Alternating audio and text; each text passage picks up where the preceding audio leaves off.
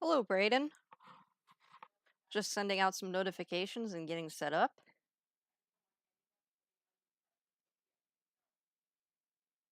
Wanted to make sure that I could see this on my phone. Why can't I see this on my phone? Maybe if I look up the channel directly.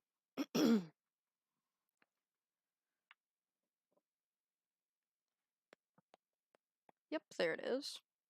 Turn my phone sound down. Okay.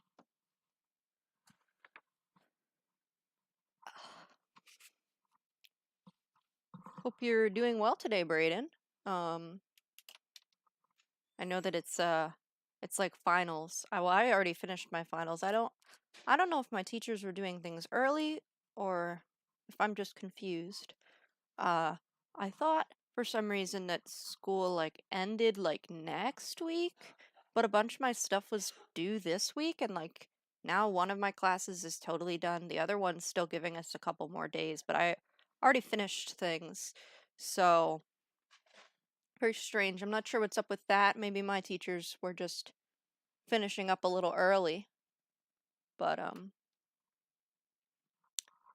yeah. So hopefully I only have a penny in the bank. House stream. Well, we'll go over that. We'll go over that.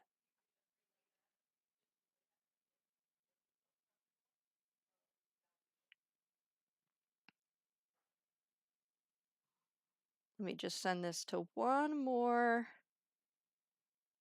Discord. Where is it? This one. No, not this one.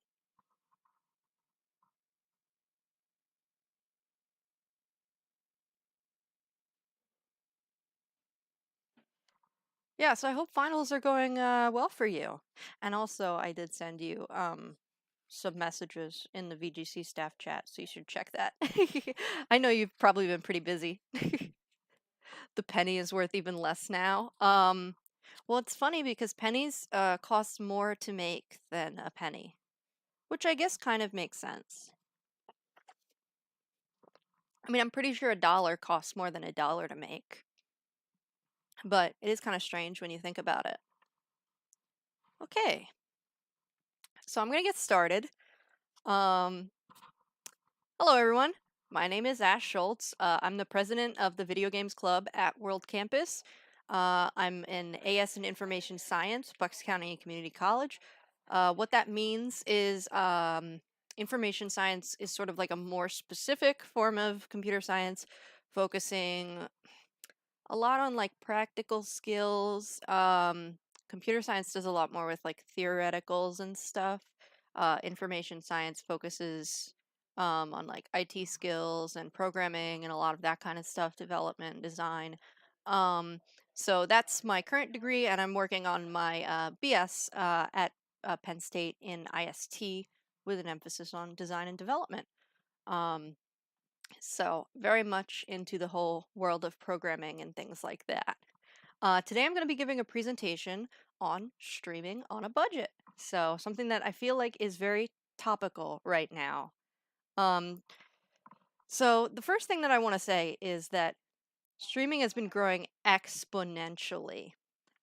In the 2021 State of the Stream, Stream Elements and Rainmaker GG reported that Twitch watch hours grew 45% from 2020 to 2021. So, like, that's almost taking half of the people that were watching and then just adding that, like, to how many people were already watching. So, let's say, I don't know, let's say 1 million people were watching.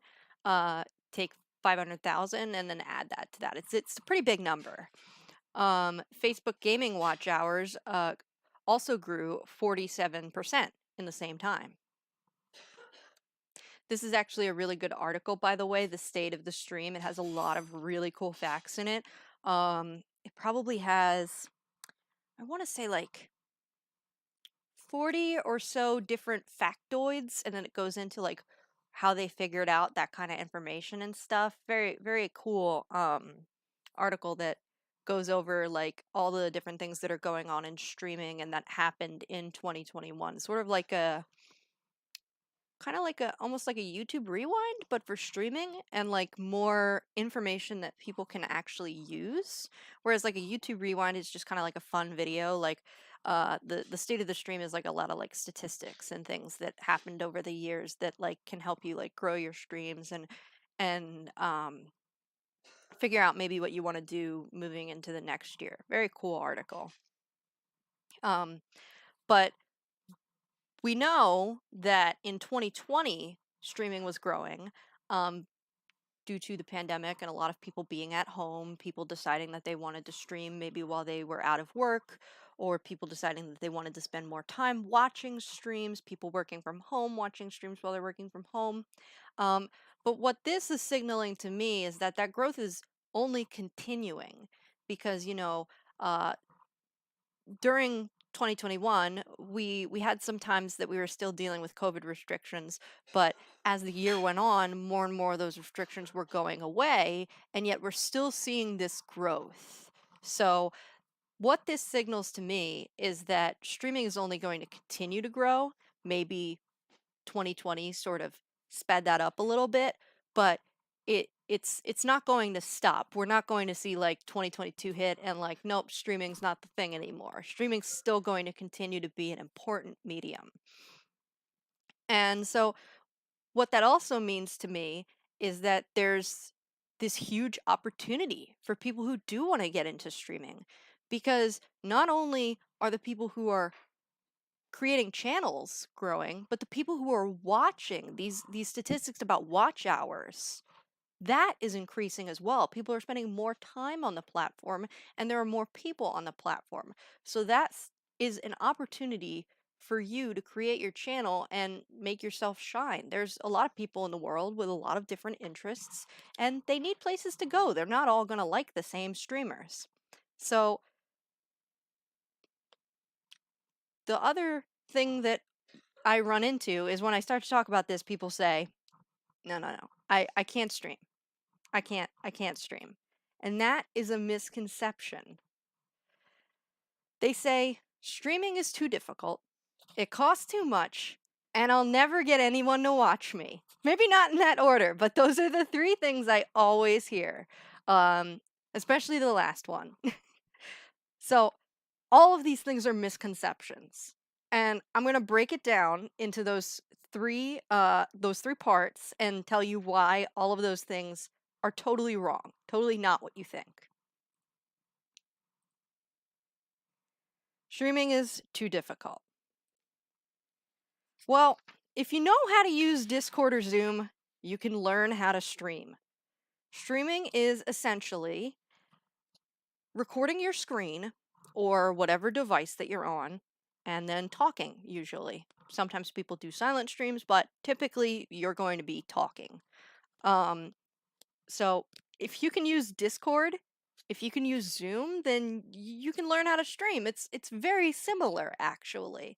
There may be some skills you need to learn with public speaking or with how to keep going when a technical issue happens or something like that, but the the technical aspect of it is almost exactly the same. If you have an Xbox One, an Xbox Series X or S, or a PlayStation 4 or 5, you can actually stream directly from your console to certain services, including Twitch. There's a couple other websites that you can do that to as well, but Twitch is the big one. So if you think that streaming is too difficult because you don't have the equipment, well, that's not true either, because you have equipment, you probably have an Xbox One or a Series X or a PlayStation 4 or 5. Most of the people that I know in the VGC have one of those things. I know I do. And you don't need a capture card. You don't need a special internet connection. You don't need any of those things. You can just do it through your console. And I know a lot of people start streaming like that because maybe they don't have a very good computer or maybe their internet connection isn't like as good as it could be. So what that does is it takes some of the pressure off of your hardware because it's going through like PlayStation servers or through Microsoft servers, those types of things. And if you do have a PC and you do want to try streaming on there, there are a variety of programs you can try for your streaming needs, and they have hundreds of guides available online. I actually found a guide for the exact streaming program that I use and the exact capture card that I use. That's how specific these guides get. Like, literally, here's the streaming program you use, here's the exact capture card you use down to the serial number. We're going to show you how to set them up. So if you think that it's not something that you'll be able to find help for, that's not true either. You can even stream from your phone. You might need an app or to pay for a subscription to do this, but it is something that you can do. I know that Streamlabs, which is the streaming program that I use, they have a app that you can use to stream direct from your phone. I think it might be something you have to pay for. It's something that I'm looking into because I've been playing a lot of mobile apps, and I thought it might be kind of like a chill thing to do to just play some mobile apps and hang out with people on the stream instead of do like some big heavy. I do a lot of big heavy story based games. But that is something that you can do if you don't have the Xbox or the PlayStation and you don't have a great computer. You can use your phone. That's how you can get started. And also, this goes without saying, there are a lot of categories on Twitch, YouTube, and Facebook gaming. You don't just have to play video games, and you just don't have to play the most popular games either. I would actually say for starting out, playing the most popular games is probably the worst thing you can do. Because think about it, League of Legends is one of the most popular played games on Twitch. I just know this from seeing it myself. I don't know the exact number, but I know from seeing it, it's always up there on the top. If you go and play League of Legends your first day and you're competing against however many other hundreds or thousands of streamers, you're all competing for the same people who are interested in the same thing, and you're competing against people who have been doing it a lot longer than you. But if you play an indie game that maybe there's only 3 other streamers playing it, you have the opportunity to get in front of people who are looking for playthroughs of that indie game. So, understanding that there are a lot of categories, there are a lot of different things you can do. There are people who do art on Twitch now, there are people who do cooking, there are people who do podcasts. There are all different types of categories. Streaming doesn't have to be difficult, it can be something that can come very naturally if you look at the things that people are looking for, and if you think about the things that you are good at and you are interested in. But now you're going to say, okay, but streaming is too expensive. So it doesn't matter. It's too expensive. I don't have the money. Well, you don't need the most expensive equipment to get started streaming. Upgrades should be considered investments to your existing channel. I see some people who want to start off their channel with like the fanciest capture card and the fanciest computer and the fanciest everything that they've got, the best headset. They want to have like a whole streaming room and put their webcam up and be all decked out right from the get-go. And that's great if you can afford it, but here's the thing. You can always add to your stream. You can't take away from your stream. Once people get used to something, you can't take it away. If you think about YouTubers who are super famous now, if you think about Markiplier or Jacksepticeye or the Game Grumps or PewDiePie or Critical or any of these big names, when you look at what they were doing 5 years ago, it wasn't the same level as what they're doing now. They got better sound equipment. They maybe started doing face cam. They got better computers. They moved to a better studio, things like that. Those are things that you add as you go. You don't have to start off with the top equipment. Consider those things to be upgrades as you improve your channel, as you see that, okay, I have people watching, this is a good time to make an investment. If you see people who are starting off with all this fancy equipment and stuff, they're usually being backed by a company or they had a lot of money to begin with, so they decided to spend it that way. And both of those things are fine. But if that's not your situation, understand that you don't have to hold yourself to that same standard. For gaming, consider starting with games that you already own, games that you got on sale, or indie games. So, I don't know if this is just me, but I have like 200 games I own on Steam. Something like that. It's getting up there. And like a lot of games on my wish list.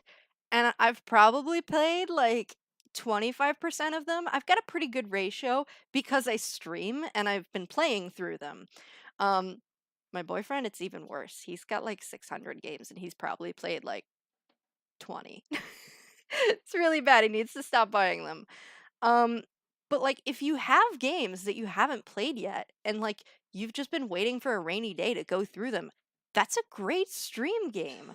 If there's a game like that you bought and you just never found time to get around and play it, sit on stream and play it. That's something that you can, kind of have like a, a reaction, your first playthrough reaction to, and have really great enjoyable content. Um, if you see that Steam is running a sale and they've got games 90% off, buy a bunch because that's going to save you money later. Um, Indie games, there are a lot of really great indie games, and they're a really great opportunity for streaming because not as many people are playing them. Think about whoever the first person who played Among Us was.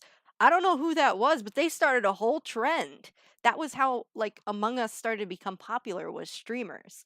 So take advantage of these games that maybe people don't know as much about, but look like good opportunities. There's so many, like Undertale. Doki Doki Literature Club was another one that was like an indie game that was for free that people jumped on. Um, Bug Fables I've seen a lot of. What's another one? There's really so many. Visual novels are a great one for streams. That's how I started doing streams. I did a bunch of visual novels, and they're really fun because you get to act out the characters and you can add in your own jokes really easy. And it's not super, you don't have to be super good at a visual novel. If you can click and read, you're pretty good at a visual novel because it's not like a platformer or a first person shooter or anything like that. So consider when you're picking your games, making sure that you're picking so that you're not spending too much money at the beginning anyway. Other things that might be low cost are some of the things that I mentioned before: podcast style broadcasting, making art, playing games with your chat. There's a lot of like social games that are available for free, uh, things that are similar to Cards Against Humanity. Um, I don't think. Well, Slay the Streamer is a free mod that works with a game that you can pay for that your chat can. Slay the Spire is like a fighting many, many monsters dungeon crawler type game, and then your chat can like take over and pick the monsters and fight against you, and like their chat messages appear. So that's a free mod for a game that you might already have. Things like that. Computer programming. If you're a programmer, if you develop or design, that's something you can do for free. Cooking, sewing or crocheting, these are all things that you could do that are free or low cost that maybe other people aren't doing on Twitch. And also, you don't need the fastest internet or computer to stream, as long as you factor this into what kind of game or content you will be streaming. So, understand, if you don't have the fastest computer or internet, there are going to be some limitations. So, I have a computer that is like in between an i5 and an i7 processing or CPU. Um, and there are just some things that I can't play on stream, where I can play them on my computer on my own, but once it goes to I'm streaming it and then sending it out, it's too much for my computer to handle all of that at once. You're going to learn as you stream what those games are, um, but that's just something that you factor in. If you can only play simple pixel indie games when you start, and then later you buy a better computer, and then you can play Minecraft and League of Legends and World of Warcraft and RuneScape and all those fun things, then that's what you have to do. Um, it may be easier if you use your PS4 or your Xbox or a graphics card to play certain games. So, for example, now that, not a graphics card, a capture card. I mix those two up all the time. I have a capture card that I paid for after I got really into streaming. And when there's a game that doesn't work to stream on my PC, I stream it from my Nintendo Switch or from my Xbox and I plug the capture card in because that takes some of the processing power off of my computer. So these are just things that you factor in when you decide what you're going to be streaming. So, okay, so we covered that it's not too difficult and it's not too expensive. Now for the biggest one. I'll never get anyone to watch me, so what's the point? Not true. You have a niche. This is something that is so important that I think people miss. People don't recognize that if you do the same thing as everyone else, then you're going to be competing with everyone else. And when you have 100 brands of milk, people don't have a whole lot of loyalty. There are some people who will be very loyal to their certain brand of milk that they like, but there are other people that will just buy whatever milk is cheaper or whatever on the shelf. They don't really care. And so you're constantly going to be competing with that. But if you create something original that no one else can find anywhere else, they're going to have to come to you. So one of the biggest audience attractors that I have, and this is really silly, people think it's silly, but it works, is Neopets content. Neopets is a website that, yes, is still in existence. It has existed for, I think it's 22 years now at this point, and I've been playing it for like 17 or 18, so too long. Um, my Neopets account could basically like drive at this point. Um, but there are people who still play Neopets and who love Neopets and who love the nostalgia of it and who have grown up with it and who want content of it, who want funny videos, who want to see people play the games, who want to see other people who enjoy it the same way that they do, but they can't find those people. And so whenever I create Neopets content, whether it's on YouTube or Twitch or on Twitter, people flock to me and they're like, oh my gosh, I can't believe someone's creating this content. And so you automatically have fans because they've been looking for what you're doing and they suddenly found you and you're the only person doing exactly what they want. Um, One of my most popular things that I did on YouTube was a series where I played through Neopets Flash games and I did it for like anywhere from 15 minutes to 30 minutes every Sunday, every week for like 2 years. And it was very low effort. It was very fun. And people loved it.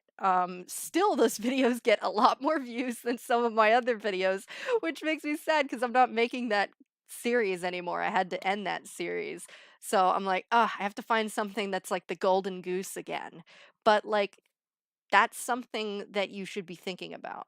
Think about what you know that is really, really special. Also, you have friends, and you should be utilizing your friends not just as viewers, but as sort of like a networking opportunity. If you have friends who stream, you need to be collabing with them, especially if they're an established streamer. I originally started streaming because I had some friends that were already streaming, and they said that they thought I would be good at streaming. And I said, well, I don't really want to be famous. I don't really want to do that. I would be happy if streaming gave me a little extra money every once in a while, and I created content that people liked and I had fun doing it. That was what I was okay with. Um, but I don't think that anyone's going to come. And they said, well, I would come and I would share your streams with the people who watch my streams. So they retweeted some of my tweets and they came to the streams. They shared it in their Discord servers, and it was sort of a networking thing. And what I found is you can actually check your Twitch analytics on your channel, is that a lot of my viewers are shared with my friends' viewers. They'll actually tell you that if you share a big significant percent of viewers with another channel, they'll tell you you share 30% of your viewers with Braden's channel. And so that signals to me that what I did actually worked. Make sure to be posting your stream announcements on your social media, especially Twitter. That's the big one to post Twitch announcements on to let people know when you're streaming. Unless you have like a really set schedule, which some people do, but that's mostly the people who do it as like their full-time job. People are not going to know when you're streaming. If you just decide that you're going to stream Friday night, they're not going to know. Um, so make sure that you're sharing that information on Twitter, especially if you can do it ahead of time or with advanced notice. Like if you can let people know, hey, I'm going to be streaming this Friday and I'm going to be doing it at 7 p.m., that gives them, a signal like, okay, Ash is going to be streaming this Friday at 7 p.m. Am I doing anything? No, then that's what I'm going to be doing. Instead of like, you know, doing homework or playing a video game or something, I'm going to watch Ash stream. So, usually what I try to do, unless it's like a big stream event, sometimes I'll do things like I did the summer of streaming last year where I literally like did like 2 or 3 streams every week and I had it like planned out like 2 or 3 months in advance. Um and I did a lot of big titles that were doing really good on my channel. Usually, what I'll do is share my announcements about a week in advance, sometimes a little more. And if it's a collab, I always tag the other person and I make sure people know because I have a couple people that I collab with who people love when we are streaming together specifically. Where they will come specifically to see that. They're like, I love you two together when you've got like pardon me, the camaraderie and like the comedy between you. So like I'm gonna come specifically for that. So make sure to be giving people some notice, or if you're doing like an impromptu stream, to at least share that. I usually share a stream announcement a week before, the day of, when the stream goes live, and then about halfway to 2/3 of the way through the stream, I will retweet the stream announcement that it went live, just so people can come at the end if they didn't see it the first time. Um, the most important thing about this misconception, I'll never get anyone to watch me, is something that I kind of mentioned before: understanding your metric for success. Everyone's metric for success is gonna be different. What's yours? Your goals and your metrics might change over time, but if you don't know what they are, you're going to have a hard time being realistic with yourself and continuing to stay motivated. Because if you're just like, I'm going to be a streamer and I'm going to be famous, and then you stream for like 2 months and you're not famous, then you're going to be like, oh, this isn't working for me. I don't want to do it anymore. So if you want to start with, I want to be a streamer and I want to hit affiliate, that might be a little more realistic. And then you're working towards, okay, I'm getting closer to affiliate. I'm not there yet. Maybe I didn't hit it as fast as I wanted to, but I'm almost there. So I'm going to keep working. Setting realistic goals for yourself for what success is going to look like is going to keep you in the game for the long run. Do you want to stream for fun? Do you just want to make some extra money? Do you want it to be your career? These are things that you should be asking yourself and that you should be aware of. And then set goals to reach whatever that final goal is. You don't have to be mega famous to make a living streaming. There are a lot more mid-level partner streamers that are doing it full time than there are the top tier, like 10% Twitch streamers that are making millions. If someone is streaming almost every day of the week, chances are they're probably one of those mid-level streamers, and they're probably not one of those multi-million-dollar streamers. Heck, some of the multi-million-dollar streamers don't stream every day of the week. But I know that there are a lot of streamers who are doing this as a job who they're not rich, but they're making a living and they're doing what they love and they're working for themselves. So understand that you might not be mega famous, but doing this as a career could still be a possibility for you. No matter what your metric for success is, understand that you can always improve your channel. Whether you're just in it to have some fun and you don't really care where it goes, you can still make improvements to your channel, because improving your channel is fun. It's a fun thing to do. I remember when I first added end cards to my YouTube channel. When I first added, I have a little outro theme song and a little end screen. When I first added that and I saw it on the first video at the end, it was so cool. And, like, I didn't really do that for anyone else but myself, but I was just like, "Yeah, look at that. That's so cool. I made that." And then I do that on all the videos now. It just wraps them up really nicely. And yeah, that's not gonna bring me in like $1 million or whatever, but it was an improvement that I made to my channel.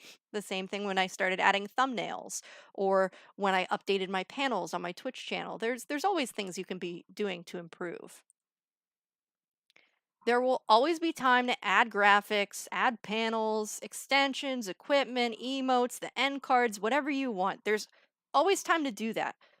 If you focus on getting all of it at the same time, you will never start streaming because there's just so much of it. You couldn't do it all at once. There's still things that I'm like, oh, this is something I want to add at some point. And if I had waited to start streaming until I had all of these things down, I think I wouldn't be streaming until like 5 years from now. So understand, like I said, you can always add things, can't always remove things. So, in your goals, some of these goals might be, okay, once I get some money from the channel, I want to update my graphics or etc. so forth.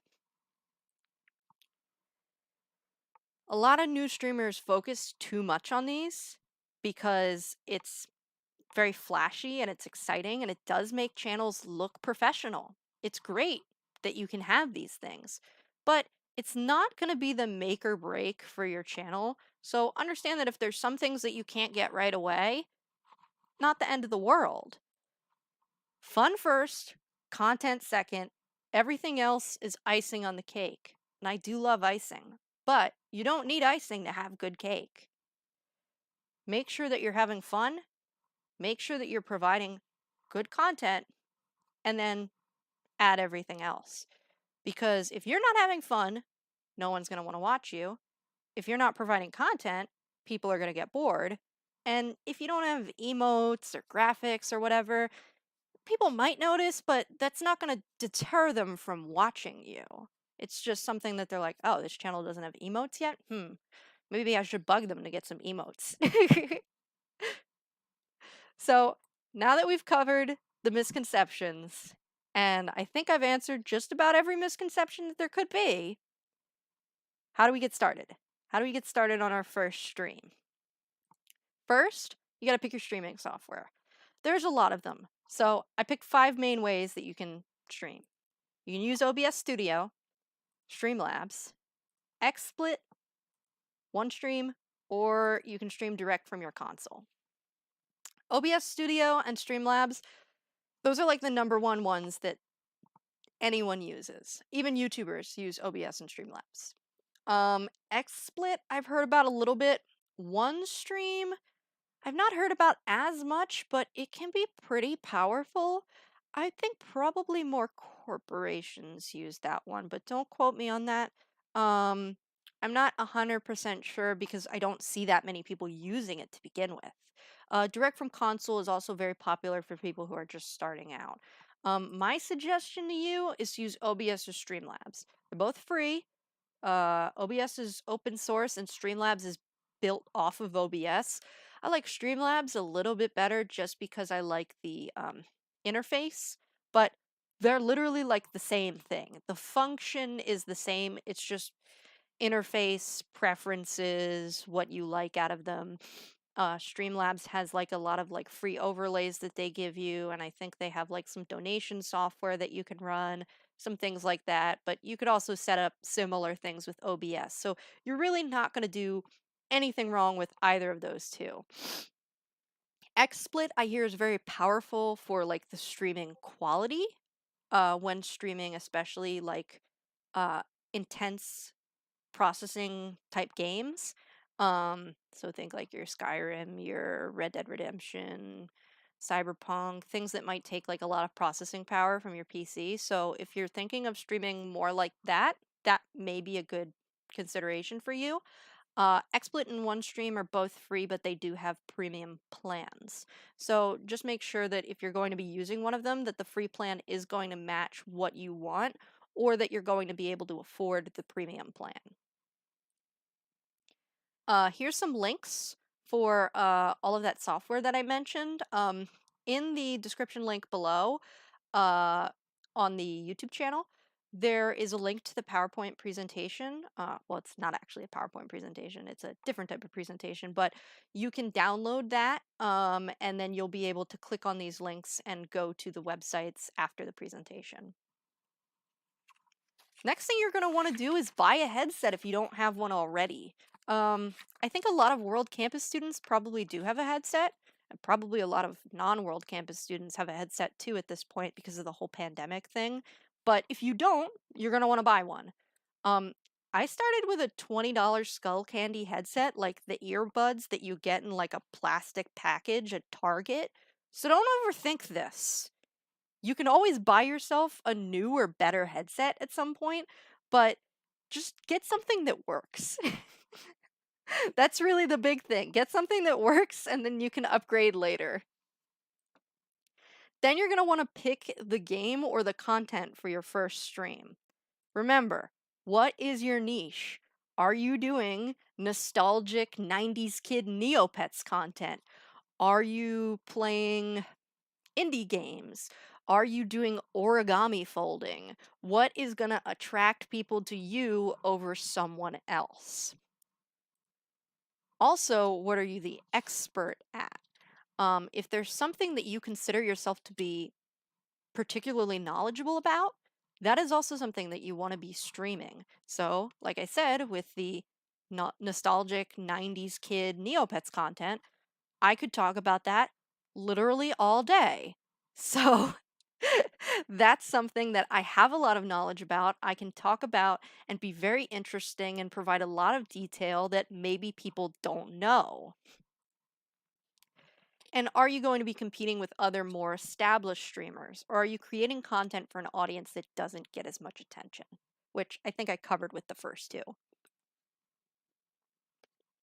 Learn your software.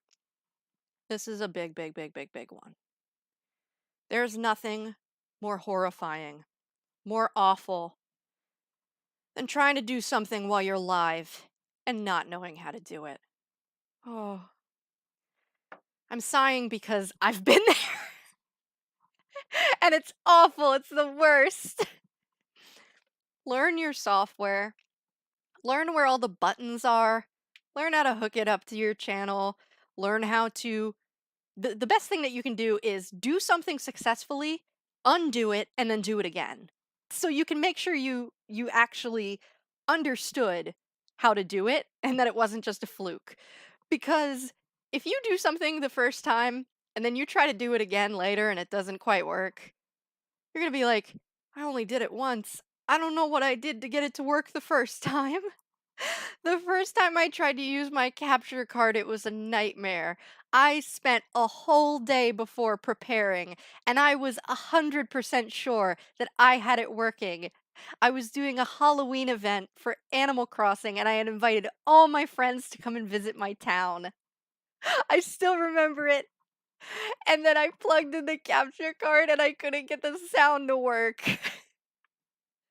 And I was so sad. I had to delay the stream by 45 minutes because I couldn't get it to work. And I was horrified because I had people waiting on me too. And I was like, I don't understand. I got it to work yesterday. Nothing's different. It should work this time. To this day, I'm still afraid to unplug my capture card. Like, I've done it so many times now, so it should always work the same, but it always seems that there's something at the last minute. So learn your software. Learn if there's particular glitches that you always run into or things like that. If you have to do something a really wonky way, take notes. There's a lot of guides out there, but computers are different, capture cards are different, programs get updates all the time, especially these open source software programs. and things might have changed since the guide went up. So make sure you know your software pretty well. The best way that you can do this is to record short test videos and watch them back. There's nothing in this world more embarrassing than frame drops, sound issues, game crashes, or other issues midstream that could have been avoided. Sometimes it's really silly and like you plug in your capture card and it just doesn't work, even though you're doing it exactly the same way. And then you have to try and figure that out. There's not much you can do about that. But like I had a thing happen where I tried to play a game and it was about 20 minutes in before I realized that it was skipping a lot of frames. And people didn't know because they were watching the game for the first time. It was a game that had just come out. I only realized because I pulled open Twitch on my phone because the chat was lagging to check on my phone because sometimes my chat lags on Streamlabs.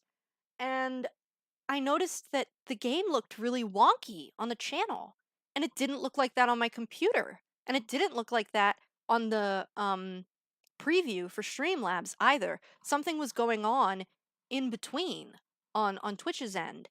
And I don't know if it was just my computer couldn't handle that game or if there was a glitch specifically with that game, but then when I turned on another game, there were no more problems.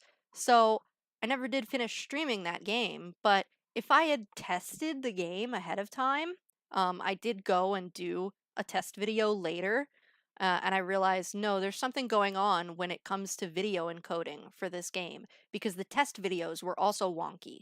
The display on my end looked fine, the preview looked fine, but then when I watched the test video back, it had the same errors. If I had run the test video from the beginning, I wouldn't have wasted 20 minutes of my time trying to play that game and then realizing, wait, it doesn't look the same for everyone else as it does for me. Sound issues. Sound issues can only be, what's the word I'm looking for? Diagnosed by watching the video. There's no other way to do it. So you should test your sound.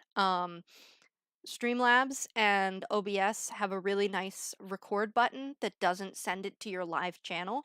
I actually use those to record my YouTube videos, so it saves right to your hard drive. And I have like a folder where all of my sound checks go. I just record like a little 15-second sound check. I listen for my sound and also the game's sound to make sure that the game's music is an acceptable level that people can hear, that my voice is an acceptable level that people can hear, and that they're not kind of contradicting each other. So like if the game music is too loud and you can't hear what I'm saying, that's not helpful. But if the game music is too quiet and you can't hear it at all, that's not helpful either. So I check those types of things. Um, you also want to make sure when you're doing these test videos that you don't turn on your stream and then suddenly everything crashes because it turns out you don't have enough RAM or enough processing power to handle whatever game you're playing on your computer. These are all types of things that can be avoided if you record test videos and watch them back. It only takes probably about 10 or 15 minutes. Sometimes I'll delay a stream because I don't like how the sound check is. I'll delay it another 5 or 10 minutes. But it really pays tremendous dividends when you know that you've got it right, you've got the right settings, and now you can just stream and not have to worry about it. Be prepared ahead of time. And then after you've got all that set up, invite some friends to your first stream. You're going to have to get used to ups and downs of view counts. You're not always going to have a lot of people watching you. Sometimes you might have no people watching you. Even the biggest streamers in the world, they'll say, at one time I only had 3 people watching me, and now I have 30,000. That just happens. That's part of the journey. But having a couple friends come to your first stream will help you shake off kind of the nerves, especially if you're not used to public speaking. I'm a type of person who likes public speaking, who likes talking to people. I probably never be quiet if if I didn't have to go to sleep. Um, so for me, that comes naturally, but I was very nervous my first stream. So if I was nervous my first stream, I know other people get that way. And having a couple friends show up and be like, hey, what's up? It kind of like you're a little more in your element. You're like, okay, there's my friend. They're watching me. Okay, this isn't so bad. and then you kind of get used to it as time goes on. And then have fun. That's the most important part of streaming. People watch streams. I mean, some people watch streams to clip the rage moments or the epic fail moments and post it on our live stream fail or something like that. But most people come to streams to have fun and watch someone having fun and to watch someone playing a cool game or doing something cool or creating something cool. And if you're not having fun, then what's the point? What's the point in watching and what's the point in doing it? So always have fun. I do have some other important tips for success. These I think are some of the best things that you can incorporate into your streams and your channels, and even to a lesser extent, like other things you're doing on YouTube and stuff like that. So, upload your streams to YouTube for archival purposes and to gain new audience members. An article from Web Tribunal reports that YouTube directs 42% or 42.13% of social traffic to Twitch. So what that means is like half of people who are going to some other type of like social network website from YouTube are going to Twitch, which is pretty crazy. Because that means that you should be posting your Twitch channel links on YouTube because people are looking for them. People are looking to go to Twitch. One of the things that I see a lot from streamers is not full VODs, but clips. Clips of funny moments, clips of something that happened on the stream. And then you go into the description and it's like, see the full stream here. And then you're like, well, I want to see the full stream. It looks like they were having a great time. That is a great way to kind of fish people in. VODs are great for archival purposes and for people who might have missed the stream. Twitch is not the best at saving VODs unless you've hit partner. But not everyone wants to watch a 6-hour video. Not everyone has time to watch a 6-hour video. And how are they going to know where the funny minutes are in your 6-hour video? They're not going to go searching for it. So if you post clips or things like that, that's awesome. And then the VODs, for them, I would say the biggest benefit that I get from them is people who miss the streams, like I said, but also if people are looking for playthroughs of games, and then it comes up in the search. So say you're playing Hatoful Boyfriend, and someone's looking for Hatoful Boyfriend playthroughs, and then they see your VODs come up in the search, then you've got a new viewer. They might catch up on the VODs and then be like, oh, the next stream is next week, I'm going to be there. So that's the big benefit from the VODs. So, like I said, also great if you're playing a game with many parts or episodes, someone misses a stream.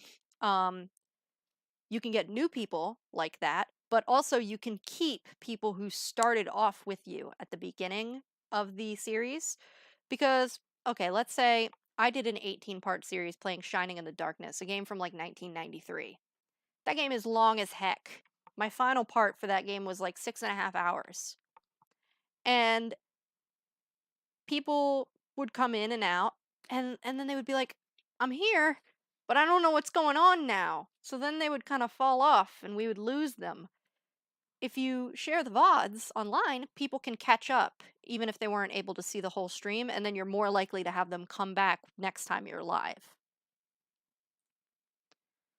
Clips from your Twitch channel can be downloaded and added to your YouTube channel. They can also be added as shorts. Now, this is a surprise secret you'll use for later. It's like that Mickey Mouse meme. I don't know what's going on with the YouTube algorithm, but shorts is the new thing. I get shorts from people all the time that I don't even know who they are. And there's been a lot of YouTubers investigating this and trying to figure out what the deal with shorts is and like how big of a boost you get from it. All we've been able to figure out is that there's a big boost if you post shorts. There are a lot more people who get shown your video if you post shorts. So utilize that. That's something that I'm going to be utilizing this summer, actually. I'm going to be posting a lot of clips of shorts on my channel and seeing if that gets me any new people. But it's something you can do for free, and I say, use it. Make sure to link your Twitch channel and other places that people can find you in the description of every video. If you have a Patreon, put that there. A Twitter, put that there. A link tree also works to save yourself some space. You can put the link tree down there and then people can go through your links. All of that. Awesome. If you're able, if you have time, you can create a simple template for custom thumbnails that you can update easily. This is something that me and a bunch of my streamer friends do. We have like a template that we use. And then you can just change it up a little bit for each game. So I have like a self-portrait of myself that my friend drew of me that I use. And then I put up like a number, and I have like a certain format I use for the number of whatever episode it is. And then I'll put like the logo of the game. And then for the background, I'll put like something, some screenshot from that game, whether it was funny or significant. I'll put that in the background. And so that's like my template. And then like I'll update the colors a little bit every time that I do a different series. My friend, she has like a banner on the side that's like kind of diagonal and has like her branding for her stream on the banner, and then a picture of her, and she does the number as well. So when you come up with like a template, make it something that you can update easily, especially if you're not super good with graphics, because if you're doing a lot of streaming, you're going to have to make a lot of thumbnails. But making thumbnails, if you have the time to do it, is a big boost because people click on videos with custom thumbnails more than videos without them. That's something that YouTube says right on YouTube Studio when you go to upload videos. Make sure to look for trends in your view count and your active chatters. A lot of people just look at the view count and they're like, I got a lot of views on this video, I should do this. Which is great, but how long did people stay? Did they stay very long? Or did they just kind of pop in and then pop out? What's with the trend with that? Active chatters are something that are very important to me as a metric of whether I'm doing something well or not. If I have 15 people watching something and no one chatting, that signals to me that something's up. People aren't engaging with me as a streamer. They might be watching, but they don't feel the need to chat with me or to interact with the content. And streaming is a very interactive type of thing. So, whereas that might be okay with a YouTube video, not as okay with a stream. Also, speaking of YouTube videos, you might want to look at the watch time as well, because just because you have a lot of views doesn't mean you have a good watch time on your video. If you post a 15-minute video and people are only watching on average 10 seconds of that video, then they're not even getting like 10% of your video. They're just popping in and popping out. So that signals to me they might not have been interested in your video. Note the current trends trends in streaming and YouTube. Take note of things that a lot of people are doing. Now, I know what I said before. Do things that are different from other people. But also, when there is a hot trend going on, you should take note of that. It shouldn't be the only thing that you do.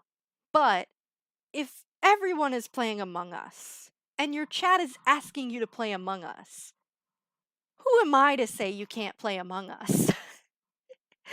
Especially if people are asking you to do something, you definitely want to be responsive to that. You want to be responsive to the things that your community and your chat is actively asking for.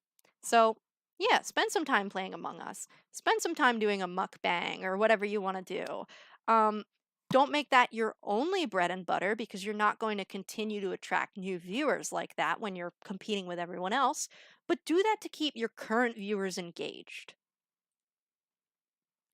Use channel points on Twitch to set custom rewards related to your channel, your community, and your niche. This is something free you can do once you hit affiliate, and you should do it. It's one of my favorite features on Twitch, especially if you have people who watch your streams a lot, but they're not as chatty. Channel points are a way to really keep them engaged. What channel points are is everyone gets a set amount of channel points when they first follow a channel or watch a channel. And then as time goes on, as they spend more time watching, actively watching or actively chatting, they're rewarded more and more channel points. I don't know exactly what like the amounts of points people are awarded. It seems to be totally random sometimes, but they're rewarded more and more points. And then people can spend those channel points to unlock different rewards. It's different for every channel. It's different based on what you're going to want to do. Sometimes it's stuff like drink a bottle of water or do 10 push-ups. I try not to put too many physical things because then everyone's going to be having me do like 600 jumping jacks and I'll have an asthma attack on stream. And it might be a clippable moment, but I'm not going to like it. um, but you can also use your channel points for other types of things too.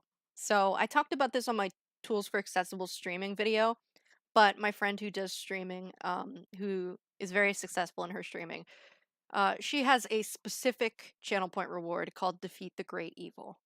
And a big monkey, I think it's from Donkey Kong, appears on the screen. And then one of the zombies from Plants vs. Zombies comes in and like fights it. Like Godzilla versus what's the other creature?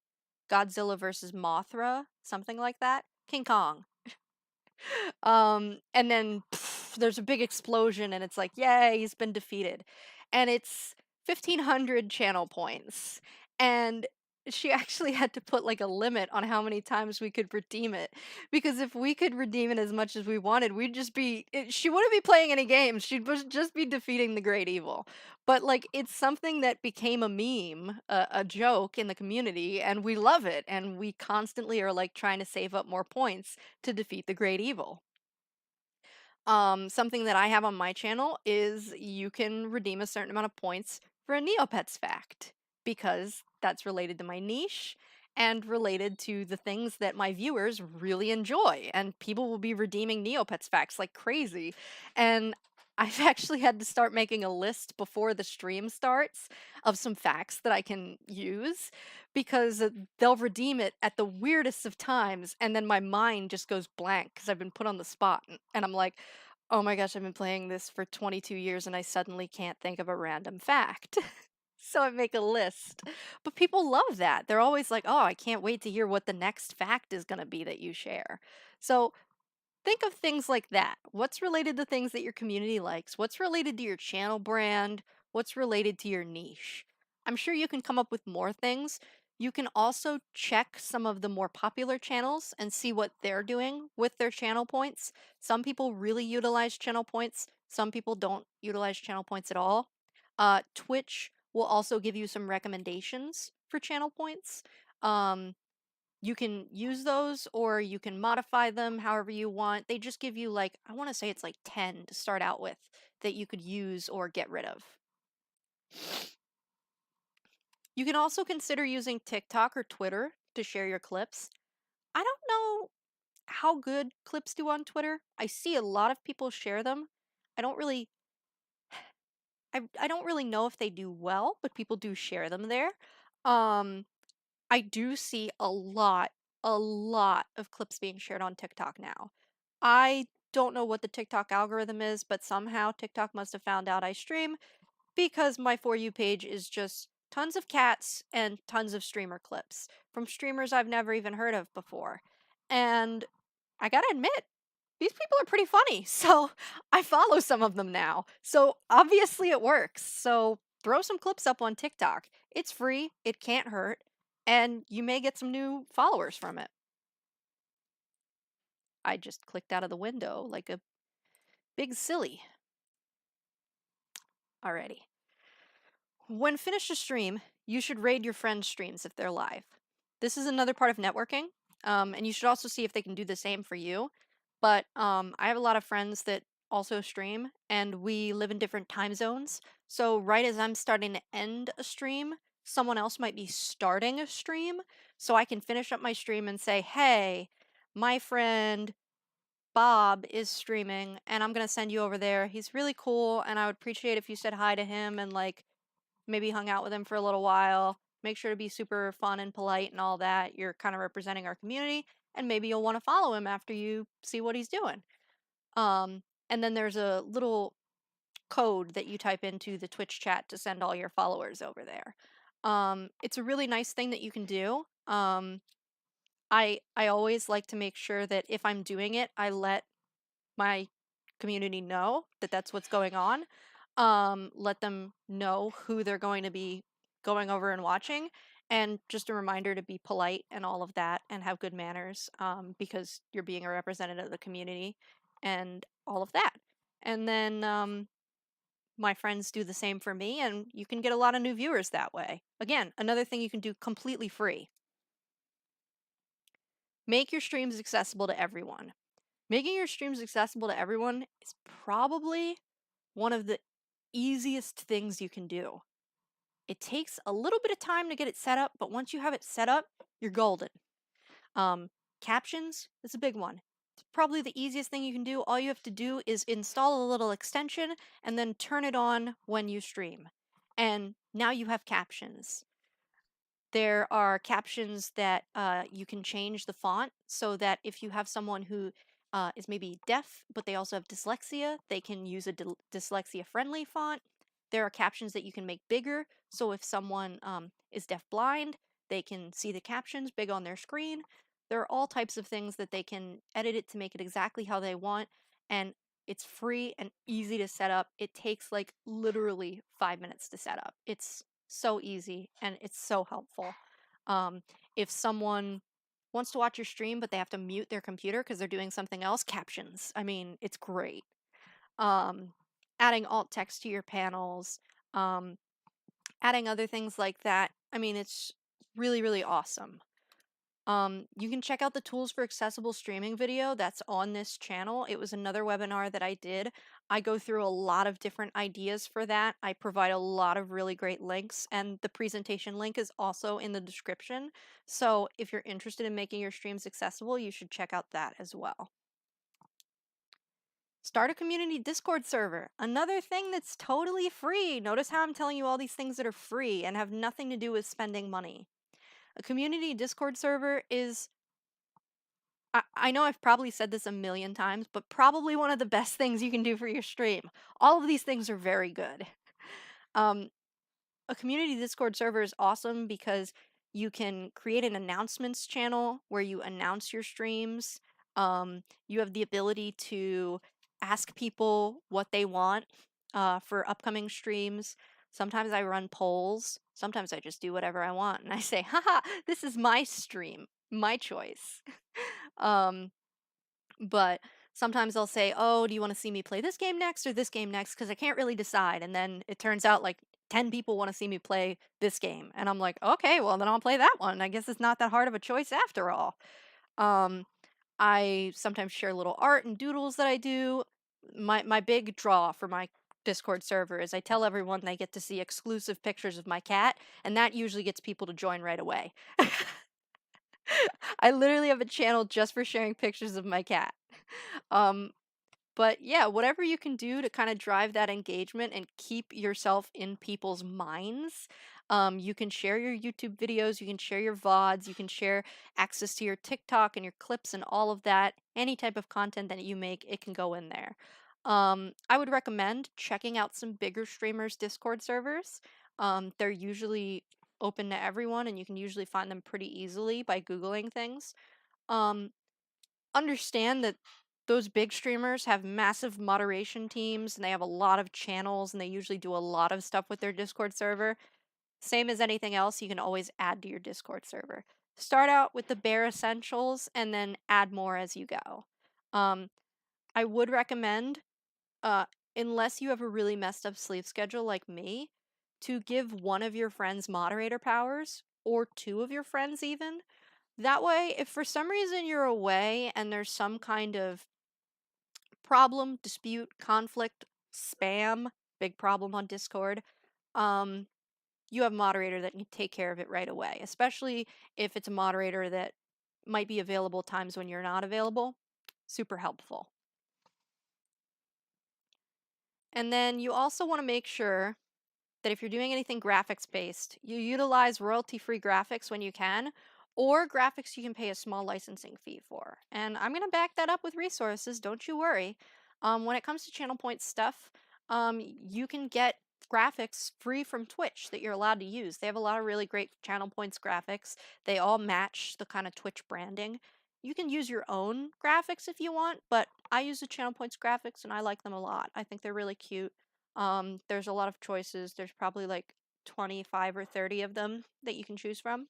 And then you just download the like icons as a zip file, and then you re-upload them when you wanna use them when you're creating your channel points uh actions, things that people can redeem channel points for.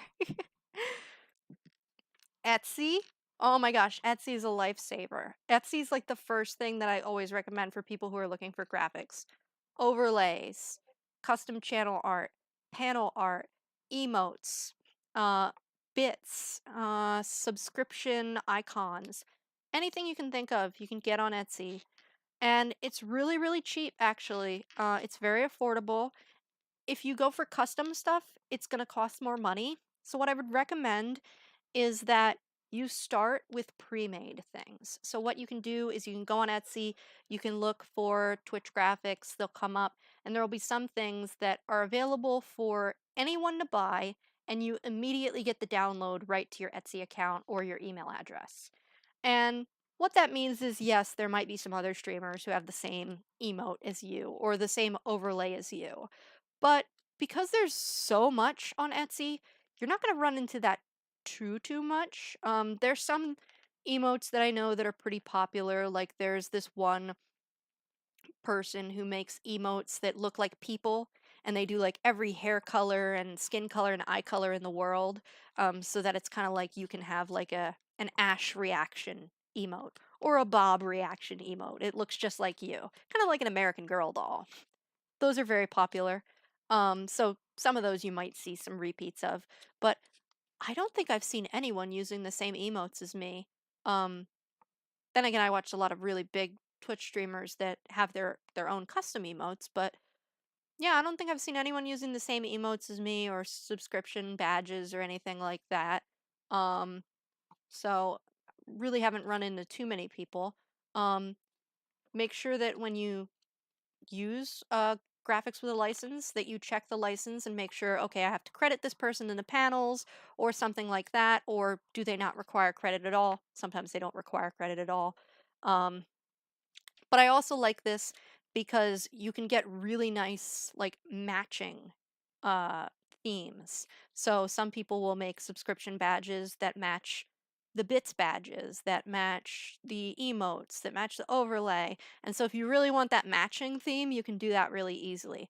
For me, I have custom panels that I had my friend do that I had commissioned probably about 2 years after I started streaming, that are like pictures of me and then kind of like a little bit fun 90s vibe type theme.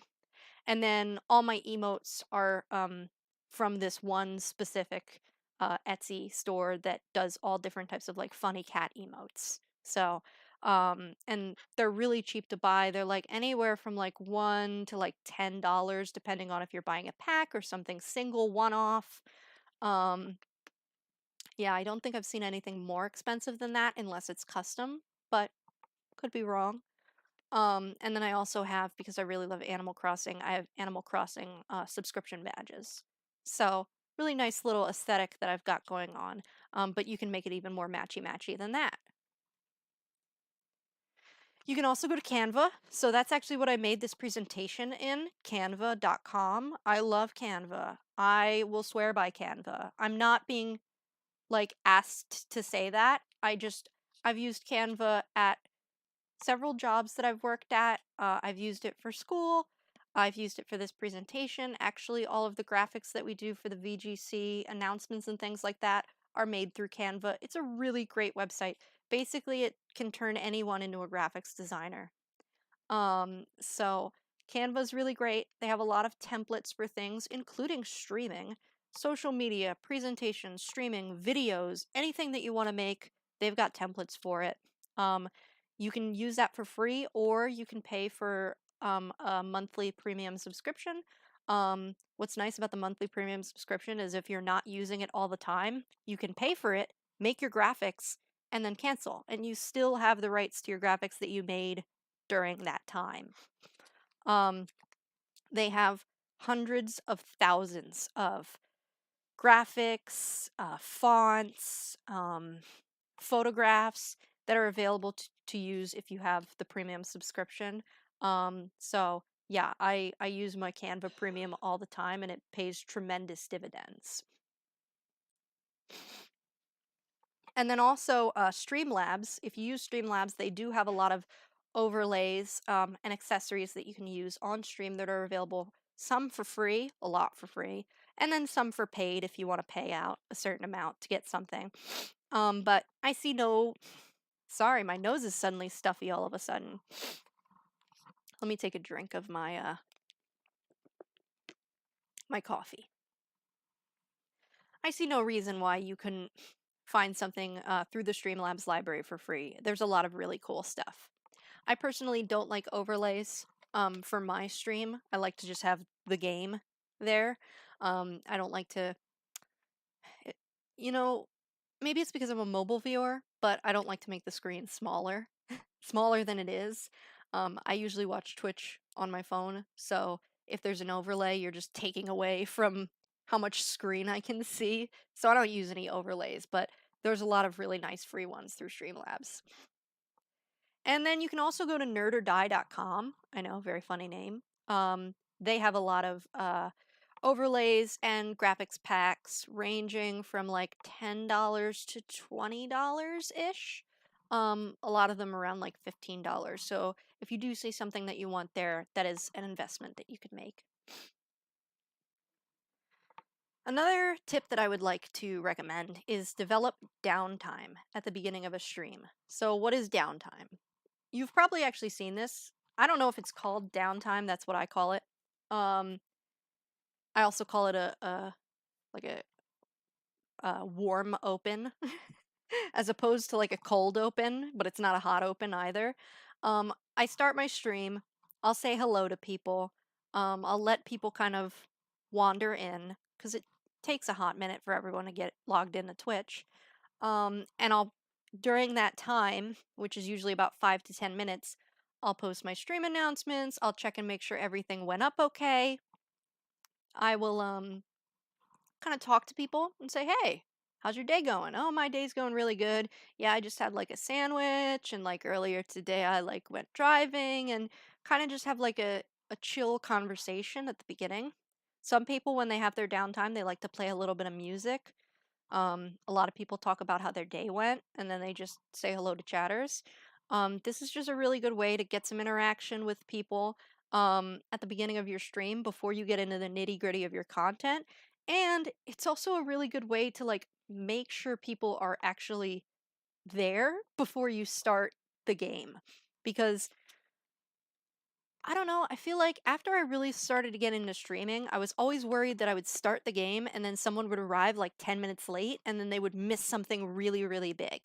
So to give that little extra 10 minutes wiggle room gives people notice like, okay, I got to get on now if I want to see what's going to happen next. This is also really good for discovering if there's any technical issues. Like I said, I spend time preparing ahead of time and I record test videos, but if there's any issues that suddenly happen when I turn the stream on, downtime is a great time to quickly fix that. Remind people to follow or subscribe. This sounds really, really corny, but it's really, really helpful. This is something that you can see on your Twitch analytics, your YouTube analytics, any website that provides analytics for you about who's watching you. I would say on average, for a really good channel, you're only going to see about 30 to 50% of people who are watching that are subscribed or following. A lot of people who are watching you may not be subscribed or following at all. Even if they come and watch you all the time, they'll be like, "Oh, I thought I was following you."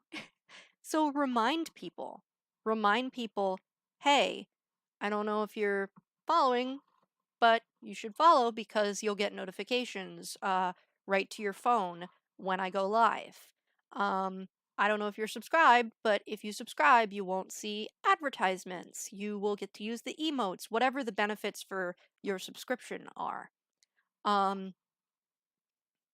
don't know if you're part of my Discord, but you should join my Discord so that you can see pictures of my cat. This works for all different types of things, but just remind people, constantly keep that in their mind, because you never know if someone is new and they're coming for the first time, or if someone has been watching you and they just neglected to follow or subscribe, and they would want to, but they just have completely forgotten about it. Be always on. Now, that kind of sounds contradictory to me saying develop downtime, but it's not. Being always on means that when you turn the camera on or when you turn the microphone on, you are talking, doing something, or interacting with people at all times. At all times. Until the stream ends. A lot of people will talk and then they'll kind of run out of things to say. And then they'll be really quiet. And I hate to say it, but most people don't come to watch streams where no one is saying anything or doing anything. There are some silent streamers that do very well, but a wide majority of people want to see commentary. They want to see original content. They want to see your take on things. They want to see your personality.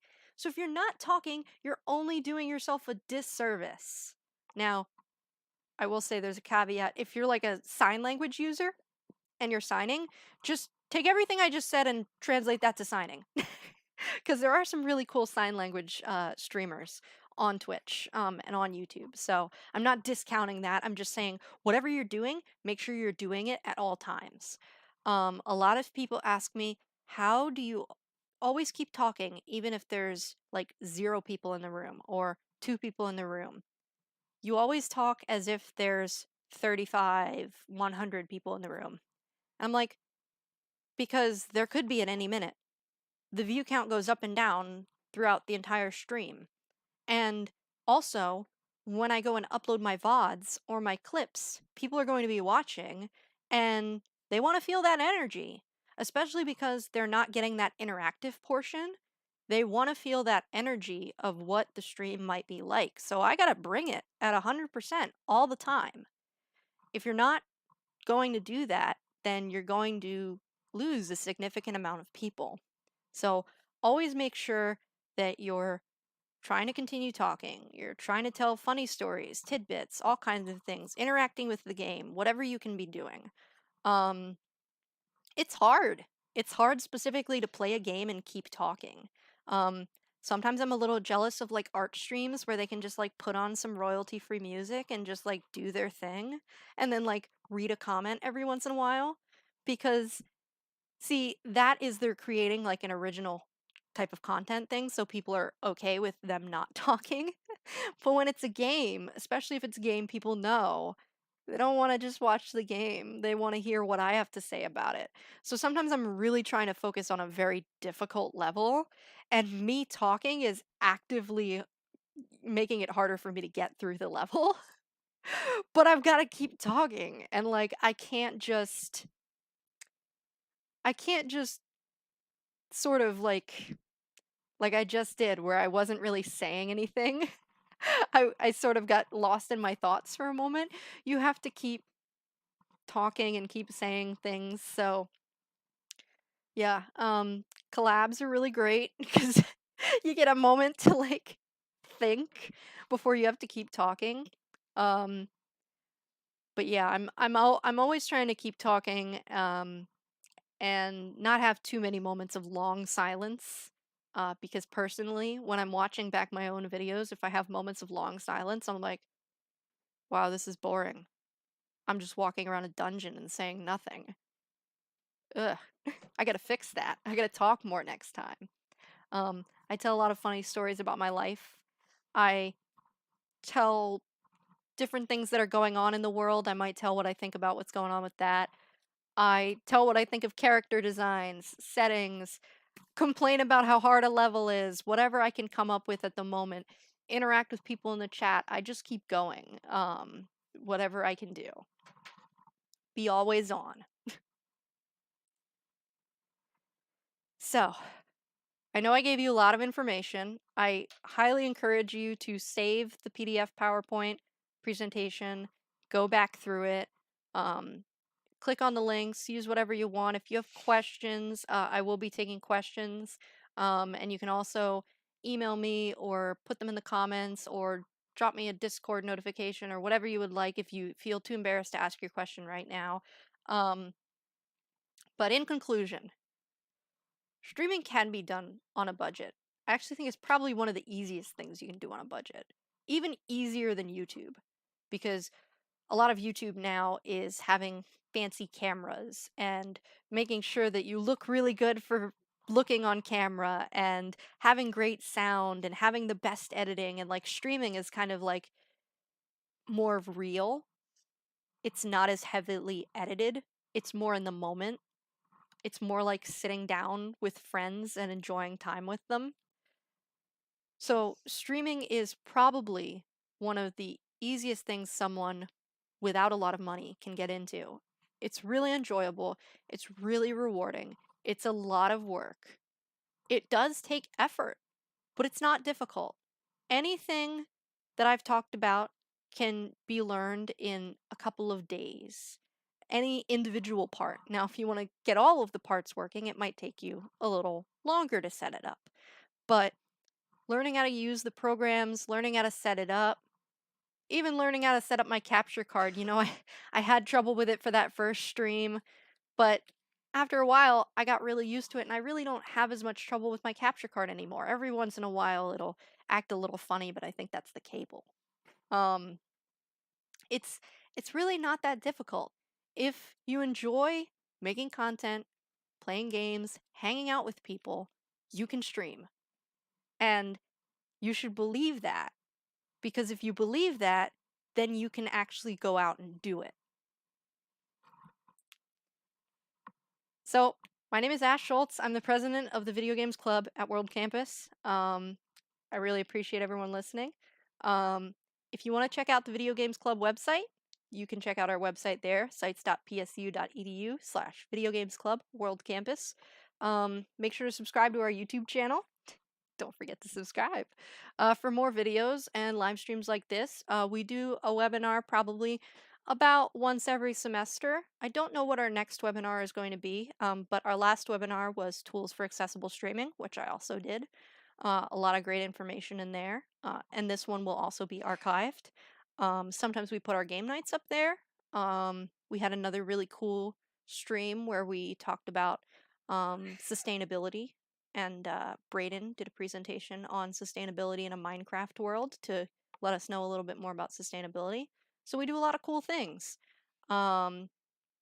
We had a book club, we do game nights and movie nights, and we're always doing more, so we would love to see you. And if you're interested in checking out those 2 articles that I mentioned, they are really, really great articles with a lot of cool statistics. I have attached a references slide at the end of the presentation as well, and those are clickable links, so you can check those out as well. But thanks.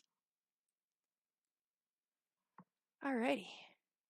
Oh, Braden says, as a dude who has over 6K followers on TikTok, definitely use it. I still don't know why people follow me.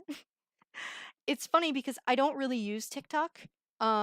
Because what happens is every time I go on TikTok, I end up going down my For You page for about 45 minutes or so, and then I realize that I was supposed to be sleeping, and then I panic, and then I say, okay, 1 or 2 more videos, and then an hour goes by. And then I'm like, okay, now I really, really have to sleep. So TikTok and me, uh, it's just a huge time vacuum for me. But I will say, I created a TikTok, um, to watch TikTok videos, and after I got my Isabelle talking Animal Crossing Build-A-Bear, I posted a really goofy, not even that funny TikTok with her, and like overnight it had hundreds of likes. And I was like, where did all you people come from? Like the meme of Patrick Star pulling up his rock and being like, "Who are you people?" And I didn't have like any followers. I didn't really even like I think I tagged it with Animal Crossing and that was it. And there were just so many people who liked it. It was really, really impressive. And since I've posted a couple other TikToks, like none of them have done as good as that one, except for some otters at the Smithsonian National Zoo that were playing in some fall leaves, and I put some Animal Crossing music in the background, and people loved the otters video. So I guess I peaked. I had my TikTok fame peak, and that's it for me now. But yeah, it's something that I'm thinking about using more for streams and stuff like that because it seems that it's really working out for people. Minecraft translates well into sustainability. It sure does. What about Twitch posts on MySpace? Honestly, I know MySpace doesn't have as many people now, but the people who do use it are very, very ingrained in the MySpace ecosystem. Like they're very active users. Um, I know a lot of like music people still use it, especially like indie bands. I don't know if that would translate to Twitch and YouTube, but again, if you're going places where people aren't, you're going to have more luck because there's less competition. There's less people to compete with. Even with like that's why people love Instagram and Tumblr so much for posting art because on Instagram and Tumblr, you have the option to use a lot of different tags, and the tags each function as like individual communities.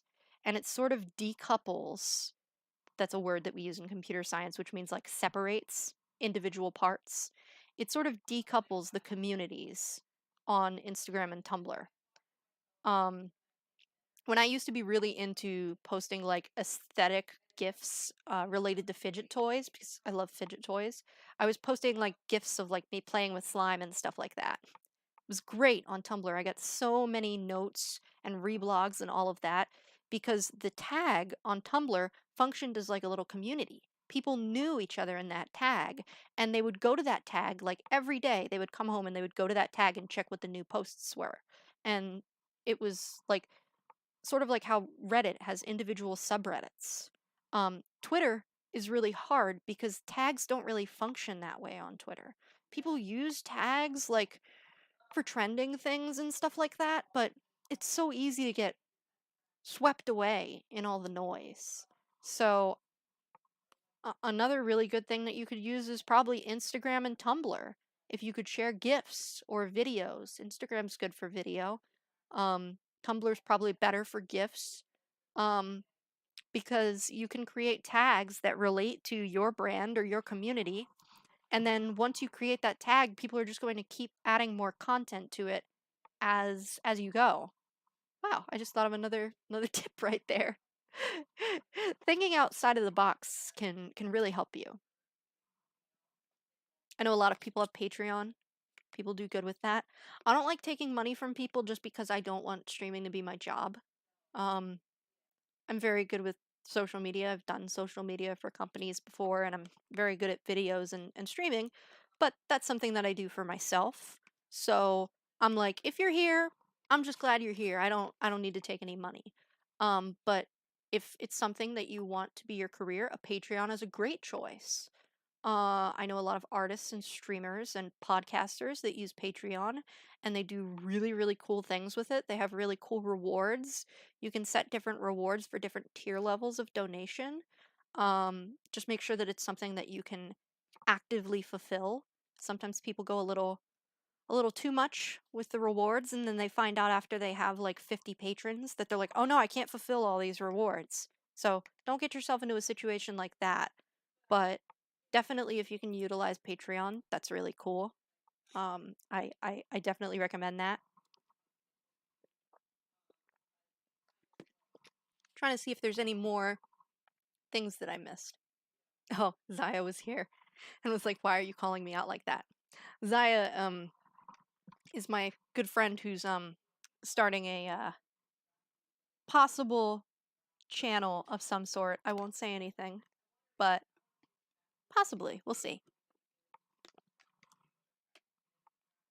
Comic Sans captions. Yes, you can do Comic Sans captions as well. Very fun. Comic Sans is actually really dyslexia friendly. Okay.